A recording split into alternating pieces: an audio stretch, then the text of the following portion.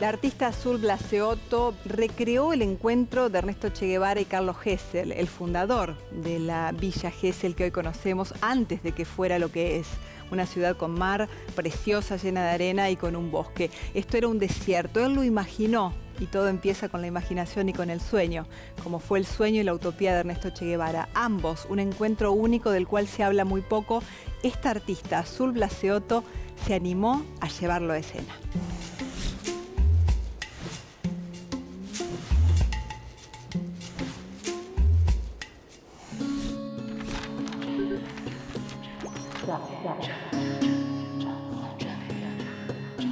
La muestra se llama Plantar un bosque y tiene que ver con la actitud de hacer crecer verde en un desierto.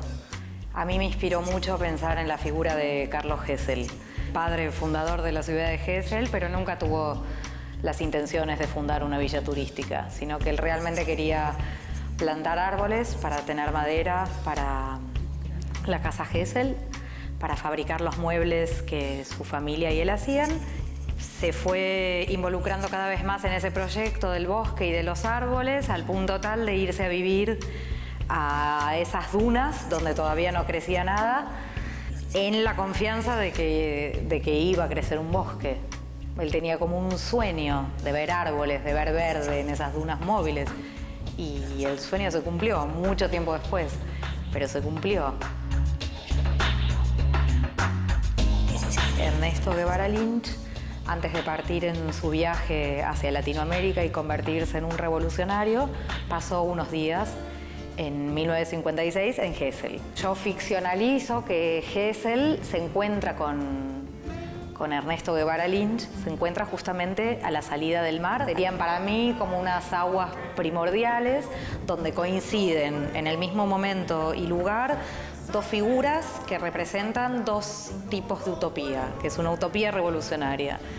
Por un lado, Ernesto Guevara Lynch en ese viaje se iba a transformar y se iba a convertir en el Che Guevara, en el revolucionario que todos conocemos.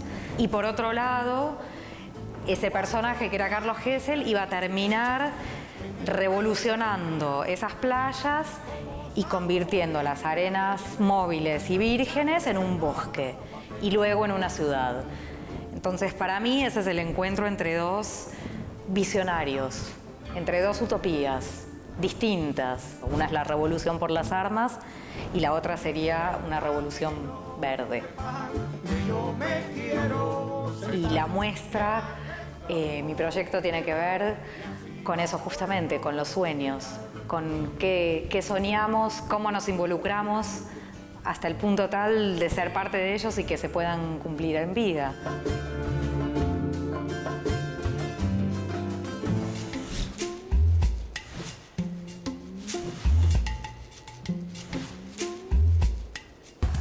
Cien años de historia argentina relatados a través de la mirada de una familia que llegó desde España y fue testigo de numerosos sucesos que marcaron a fuego nuestro país. Valencia en realidad se trata de una saga familiar que nos sirve como una excusa para mostrar hechos históricos. La historia arranca de una propuesta de Martiniano Cardoso, que es el guionista.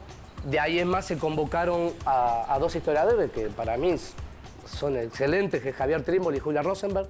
La historia comienza con Rodrigo Valencia, empieza a buscar a su identidad, se encuentra con el abuelo, que empieza a contar la historia de la familia, desde sus inicios. Llegué a este país el 8 de mayo de 1910. Escribo estas líneas con la intención... con la intención de explicarle a mi hijo Rodrigo cómo fueron mis primeros días en esta tierra. Ahí es donde da comienzo digamos, a los primeros que llegaron, que es el bisabuelo.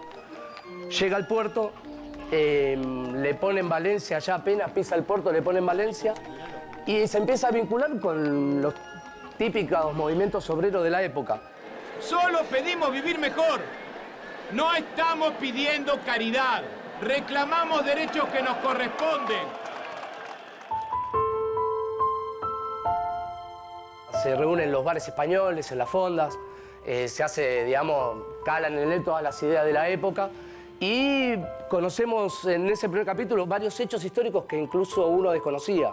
desde la instalación de una carpa popular para la gente, recorremos el Hotel de Inmigrantes, que fue uno de los sitios que hoy podés ir y conseguir la información de tu familia. Yo creo que eso toca un lugar, digamos, muy sensible de una generación de argentinos, particularmente los que vivimos en la ciudad.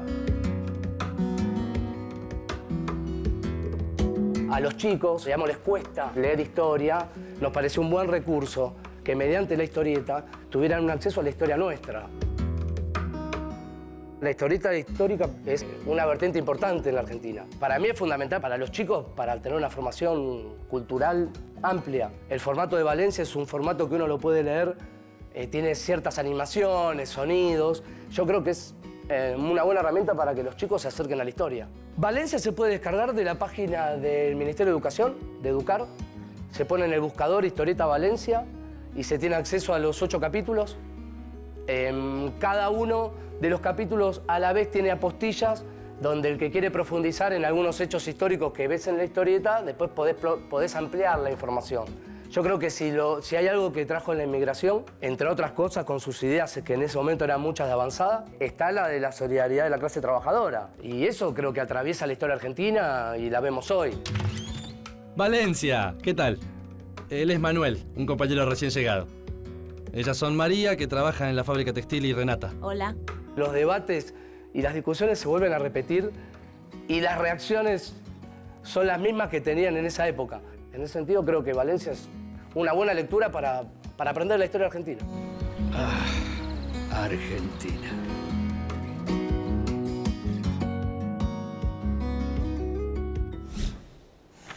En esta sección dedicada al cine nacional tenemos una película documental, la historia de Blas Jaime, el último parlante de la lengua chaná en el mundo. Lo tenemos nosotros, está en el litoral argentino, habita la provincia de Entre Ríos y el testimonio de Blas habla del trabajo que se está llevando adelante para recuperar esta lengua, para recuperar parte de nuestra tradición.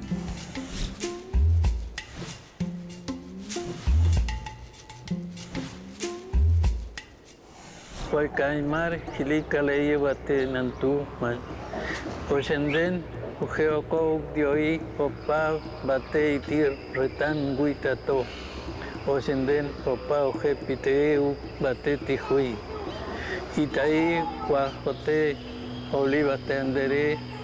Tenía ganas de hacer un documental. Por un lado tenía dos variables que me interesaban, que era el litoral y por otro lado lo indígena, la cuestión indígena. Entonces, investigando un poco en internet historias que refieran a estas dos variables, es que di con la historia de Blas Jaime, que es un hombre que es el último en el mundo que habla una lengua que se llama chaná, que era de nuestros pueblos originarios, de la zona del litoral. Blas Jaime es un hombre que es el último en el mundo que usa esta lengua chaná, que chaná era una etnia de la zona del litoral. En el 2005, por ahí, él empieza a decir que sale la lengua y este periodista que se llama Tirso Fioroto hace este relevamiento. Entonces se contrasta el lingüista del CONICET que se llama Pedro Viegas Barros y empezaron a estudiar los conocimientos que Blas Jaime decía saber. Y lo validaron. Evidentemente, Blas tenía un conocimiento que era como irrefutable, ¿no? Yo vivía como un santo, vivía en la perfección espiritual de no tener malos deseos, ni ningún mal encuentro, nada. Pero siempre priorizando a los demás. Y cambié de idea de un día para otro y dije, yo, ¿qué estoy haciendo acá? Me vuelvo al mundo de donde salí. Blas recién ahora empieza, a los últimos 10, 15 años, empieza a decirlo.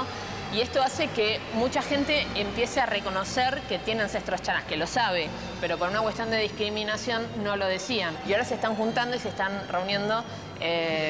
No saben la lengua, pero por lo menos es como reencontrarse, ¿no? Ellos se llaman hermanos porque la sensación de que estaban como aislados, de que no tenían con quién relacionarse. Hoy les traigo un mensaje de un pueblo que en realidad no existe. Como los españoles prohibían a los descendientes de los pueblos originarios hablar sus idiomas, se fue perdiendo. Solamente se pudo conservar mi familia y quizás la de otros familias de caciques gracias a que lo hacían en secreto y las mujeres solamente. Cuando yo lo conozco ya estaba trabajando con el lingüista y estaban empezando a encarar este diccionario. Entonces, bueno, parte del documental es el registro de esto. Él empieza a dar clases también en el Museo Serrano de Paraná, de Chaná, a personas que no necesariamente sientan que tengan orígenes chanás. Yo como lingüista me agarré la cabeza de cómo si los chanás no existen, ¿no?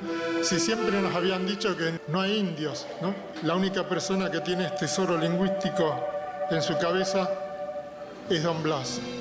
Mi propuesta cuando hice el documental es que el espectador vaya a ver la película, que se sorprenda, que sienta, que piense, que sea un espectador activo y que le pasen cosas cuando lo vea y que salga y con ganas de que charlemos acerca de la película.